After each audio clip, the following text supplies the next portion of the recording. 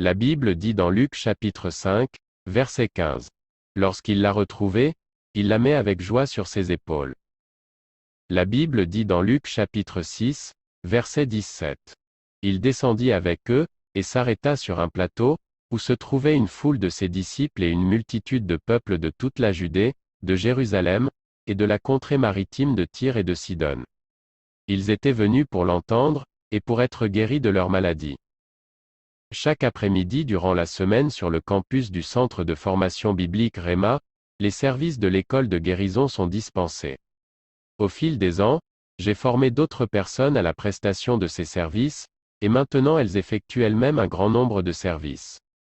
Un jour, il y a plusieurs années, alors que j'entrais dans l'auditorium pour commencer le service de l'école de guérison, quelque chose en fait, quelqu'un d'invisible m'a dit. Écoutez et soyez guéris. Je n'ai pas fait très attention. Je suis allé de l'avant et j'ai effectué le service. Mais l'après-midi suivant, au même endroit, j'ai de nouveau entendu les mots. Écoutez et soyez guéris.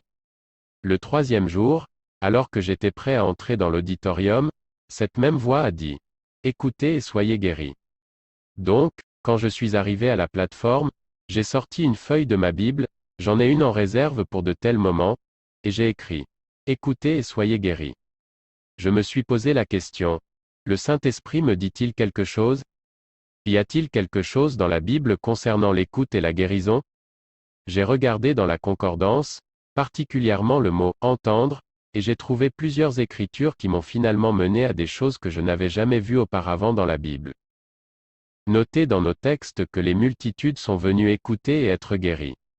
Beaucoup de gens veulent être guéris, mais ils ne veulent pas entendre quoi que ce soit et les gens comme eux ont rarement quelque chose à recevoir de Dieu. Donc, si vous voulez être guéri, écoutez. Puis je me suis souvenu de quelque chose que Jésus m'a dit dans la première vision que j'ai eue de lui. Parfois, le Seigneur dit des choses à notre cœur et à notre esprit dans sa parole et aussi par son esprit, et nous ne les suivons pas, car nous ne comprenons qu'une partie de ce qu'il dit. La vision a eu lieu le 2 septembre 1950, lors d'une petite réunion de tente que je tenais à Rockwall, au Texas. J'ai vu Jésus debout près du sommet de la tente, et il m'a dit, « Monte ici. Monte vers le trône de Dieu. » Nous sommes donc montés et nous sommes restés devant le trône de Dieu. Après que plusieurs choses se soient passées et après que Jésus eut posé le doigt de sa main droite dans la paume de chacune de mes mains, il a dit, « Agenouille-toi devant moi. » Il a posé sa main sur ma tête et a dit, « Je t'ai appelé et je t'ai oint, et je t'ai donné une onction spéciale pour servir les malades. » Puis il a dit, « Tiens-toi debout. » Et je me suis levé, toute la vision a duré 1 heure ou plus, il a fallu 45 minutes pour parler des différentes manières de guérir les malades, de ma guérison et de mes débuts en tant que jeune prédicateur baptiste. J'avais été guéri en lisant simplement la Bible méthodiste de grand-mère, je n'avais même jamais entendu parler de « plein évangile », mais j'ai commencé à enseigner et à prêcher la guérison par la foi et la prière. J'avais compris l'imposition des mains et l'onction d'huile. Et en tant que jeune pasteur baptiste, j'ai vu beaucoup de gens guéris. Ensuite j'ai parlé en langue, et je suis allé parmi les pentecôtistes, les dons de l'Esprit opéraient parfois à travers mon ministère comme l'Esprit le voulait, et non comme je le voulais. Parfois, je savais exactement qui était malade, je lui disais exactement ce qui n'allait pas chez lui et il était instantanément guéri. Mais cela ne s'est pas produit à cause de ma propre foi, c'était une manifestation du Saint-Esprit. Le Seigneur m'a dit, c'est la principale façon par laquelle tu dois exercer ton ministère, avec l'onction de guérison. Cependant, l'onction de guérison ne fonctionnera pas à moins que tu ne dises exactement ce que je t'ai dit. Dis-leur que tu m'as vu.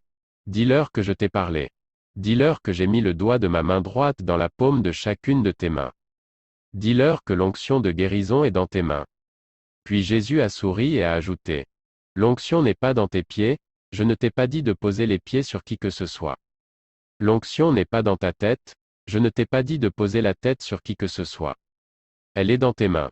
Dis aux gens que je t'ai dit de leur dire que s'ils croient cela, c'est-à-dire, s'ils croient que tu es oint et que tu as reçu cette onction, cette puissance coulera de tes mains vers leur corps, et cela chassera leur maladie, et il y aura une guérison. Remarquez qu'il a appelé cela, cette puissance, cette fois-ci au lieu de l'appeler, l'onction. Puis il m'a dit certaines choses sur son propre ministère que je n'avais jamais vues auparavant. Parfois, notre théologie a besoin d'être bouleversée, parce que nous avons reçu un lavage de cerveau religieux au lieu d'enseigner le Nouveau Testament. Jésus a dit: le principal moyen que j'ai utilisé était l'onction tangible de la puissance de guérison, mais ce n'était pas la seule. Nous pouvons voir cela dans l'histoire de la femme avec la perte de sang. Jésus connaissait immédiatement en lui-même qu'une puissance, comme le traduit la version du King James, le mot grec pour puissance est dunamis, était sorti de lui. Et il s'est retourné dans la foule et a demandé: qui a touché mes vêtements? Ses disciples ont répondu: tu vois la foule qui te presse, et tu dis: qui m'a touché?